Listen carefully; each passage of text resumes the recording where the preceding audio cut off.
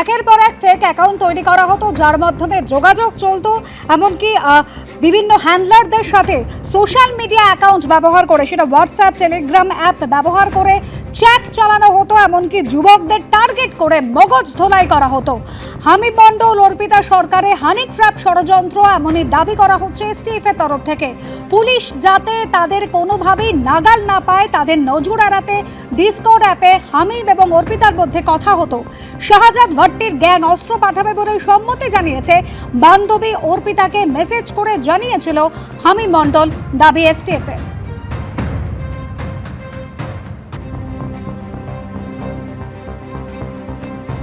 Social মিডিয়ায় fake account বানিয়ে chat হতো, ভরসা অর্জন করে অপহরণের ছক কষা হয়েছিল।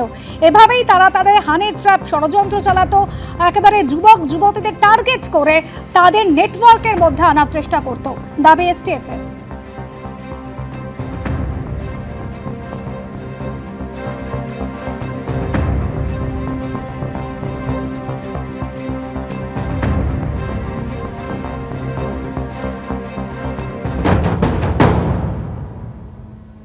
বন্ধু বান্ধব অনেক লোক আছে যাদের মাধ্যমে এই টাকাগুলো তারা এদের ওদিক করতো, দেশ বিদেশ ঘুরতে যেত বন্ধু বান্ধব নিয়ে। সেসব ইতিহাস আছে, আমরা শুনতাম, জানতাম, কেউ শোনার ছিল না। এখন তদন্ত শুরু হয়েছে, সব বেরোবে। এই হানি ট্র্যাপের মাধ্যমে কিভাবে তারা নেটওয়ার্ক চালাতো আর এই নেটওয়ার্ক কতদূর পর্যন্ত বিস্তৃত হতে পারে, ব্রিগেডিয়ার দেবাশিস দাস কি জানাচ্ছেন, শোনা।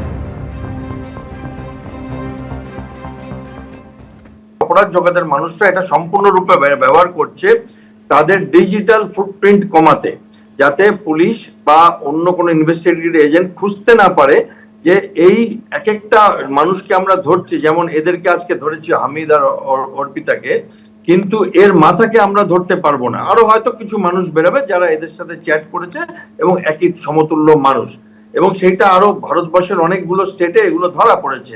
এই শাহজাদ ভট্টি নেটওয়ার্কের কথা হলো এখন ব্যবহার হচ্ছে সোশ্যাল মিডিয়ায়, এবং এটা আরেকটা নতুন রকমের ছায়াযুদ্ধ।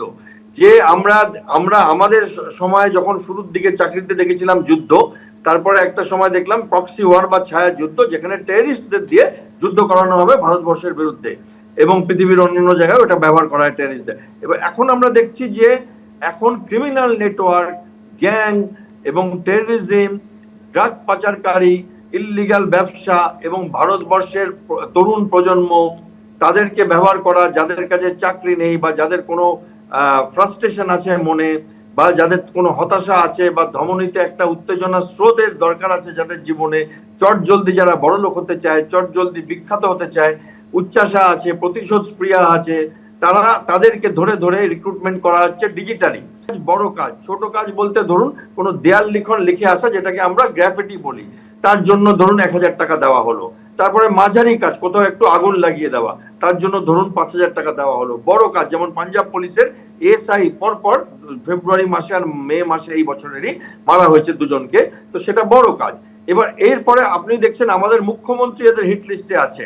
ভারতবর্ষের ঝাড়খণ্ডে, দিল্লিতে, উত্তরপ্রদেশে, তেলেঙ্গানাতে এদের দেখা গেছে কিছু না কিছু অকাজ ঘটাতে। এইবার এরা আরো বড় হয়ে যাচ্ছে। বেঙ্গল এসটিএফের তরফ থেকে দাবি করা হচ্ছে যে যন্তর মন্তরে আন্দোলনের নাশকতার ছক ছিল এদের। যন্তর মন্তরের ছাত্র বিক্ষোভে নাশকতার পরিকল্পনা করা হয়েছিল, পুলিশের উর্দি পরে নাশকতার ছক ছিল।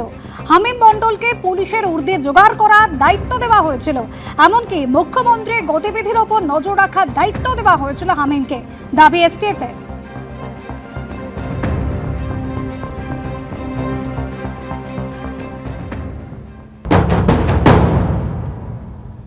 কয়েকটা সিরিয়াস রেভেলেশনস আমাদের সামনে এসছে। আমাদের যে অনারেবল চিফ মিনিস্টার আছেন রাজ্যের, ওনাকেও টার্গেট করার এর মধ্যে প্ল্যানিং ছিল। আমরা দেখলাম কি কমিউনিকেশন প্যাটার্ন মধ্যে আমরা জানতে পারলাম কি হামিদ মণ্ডলকে টাস্ক দেওয়া হয়েছিল কি ওনার কিছু মুভমেন্টস স্টাডি করতে এবং কিছু যদি আনগার্ডেড টার্গেটেড যেখানে হতে পারে সেই মুভমেন্টসগুলো রিভিল করতে। আর এর উপরে আমরা একটা কমিউনিকেশন প্যাটার্ন দেখলাম। और साथे साथे আমরা এটাও দেখলাম কি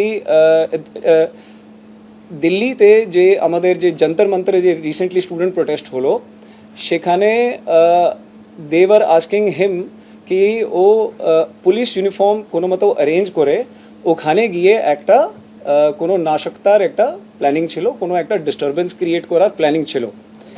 তার ছাড়াও আমরা দেখলাম কি কয়েকটা আরও এদের প্ল্যানিং মধ্যে ছিল, যের মধ্যে কিছু পুলিশ পার্সোনালস, কিছু পলিটিক্যাল পার্সনস আর এরকম কিছু টার্গেটসগুলো ঠিক করা হচ্ছে। হামিম মন্ডল একটা, যে আমি অরিজিনালি যে বললাম যেখান থেকে আমরা স্টার্ট করেছিলাম, এই পুরো লিডস পেয়েছিলাম, সেখানে কি আমরা পেয়েছিলাম কি Hamim Mondal was actually they were trying to influence Hamim Mondal, and Hamim Mondal was also actively involved in establishing the target of one honorable minister in Havda. और तार मध्य he was trying to honey trap the son of the honorable minister by using the involvement of Arpita Sarkar. She was actively involved in this, और संगे communication और संगे जे foreign handles जे activity আছে সেটাও clearly ওর মধ্যে আমরা পেয়ে গেছি।